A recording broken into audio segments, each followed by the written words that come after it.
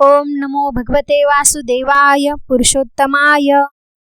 नमस्कार मंडळी, शुभम भवतु या यूट्यूब चॅनलमध्ये आपल्या सर्वांचं स्वागत आहे. अधिक महिन्यातील हजारो पटीनं पुण्य देणारा पावन दिवस म्हणजे कमला एकादशी. यालाच पद्मिनी एकादशी असं सुद्धा म्हणतात. पद्मिनी एकादशीची ही कथा भक्ती, श्रद्धा आणि श्रीहरी विष्णूंवरील अखंड विश्वास शिकवणारी आहे. पूर्वी त्रेतायुगात माहिष्मती नगरीत कृतवीर्य नावाचा एक पराक्रमी आणि धर्मप्रिय राजा राज्य करत होता. प्रजेवर त्याचे अपार प्रेम होते. राज्यात सुख, शांती आणि समृद्धी होती. राजाला 10 राण्या होत्या, पण दुर्दैवाने कोणालाही पुत्रप्राप्ती होत नव्हती. राजा आणि राण्या यामुळे अत्यंत दुःखी होते.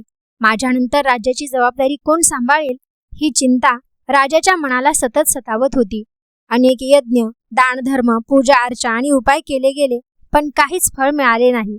शेवटी राजा कृतवीर्याने ठरवले, आता फक्त परमेश्वराची भक्तीच आपल्याला मार्ग दाखवेल.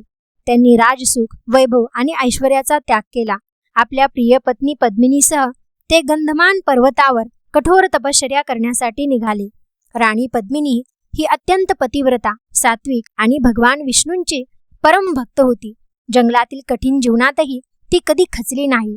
उन्हाळा, पाऊस, थंडी सर्व सहन करत ती राजासोबत तप करत राहिली. असे म्हणतात की अनेक वर्षे त्यांनी उपवास, जप आणि ध्यान केले, तरीही पुत्रप्राप्ती झाली नाही. दिवसेंदिवस राजा अशक्त होत गेला, पण राणी पद्मिनीचा विश्वास मात्र अजिबात ढळला नाही. तिच्या मनात एकच श्रद्धा होती, श्रीहरी नक्कीच कृपा करतील. एके दिवशी महान पतिव्रता माता अनुसया त्या ठिकाणी आल्या. पद्मिनीने नम्रतेने त्यांचे चरण स्पर्श केले आणि आपल्या दुःखाची कथा सांगितली.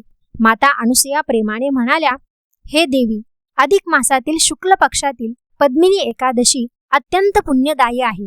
हे व्रत श्रद्धेने आणि नियमाने केल्यास भगवान श्रीहरी विष्णू प्रसन्न होतात आणि सर्व मनोकामना पूर्ण करतात. हे ऐकून राणी पद्मिनीच्या मनात नवीन आशा जागी झाली. अधिक मास आला आणि पद्मिनीने पूर्ण भक्तिभावाने पद्मिनी एकादशीचे व्रत केले. तिने दिवसभर उपवास केला, श्रीहरी विष्णूंचे नामस्मरण केले, रात्रभर जागरण करून हरिनामाचा गजर केला. तिची अखंड भक्ती आणि शुद्ध मन पाहून भगवान श्रीहरी विष्णू प्रसन्न झाले. तेजस्वी रूपात प्रकट होऊन त्यांनी आशीर्वाद दिला, हे सती पद्मिनी, तुझी भक्ती आम्हाला अतिशय प्रिय झाली आहे.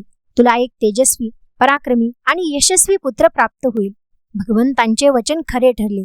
काही काळानंतर राणी पद्मिनीला पुत्ररत्न प्राप्त झाले. त्या पुत्राचे नाव कार्तवीर्य ठेवण्यात आले. पुढे तो महान योद्धा आणि पराक्रमी राजा म्हणून प्रसिद्ध झाला. भगवान श्रीकृष्ण म्हणतात की जो भक्त श्रद्धेने पद्मिनी एकादशीचे व्रत करतो किंवा ही पवित्र कथा भक्तिभावाने ऐकतो, त्याच्यावर श्रीहरींची कृपा सदैव राहते. त्याच्या जीवनातील दुःख दूर होतात आणि शेवटी त्याला मोक्ष प्राप्ती होते. ओम नमो भगवते वासुदेवाय पुरुषोत्तमाय.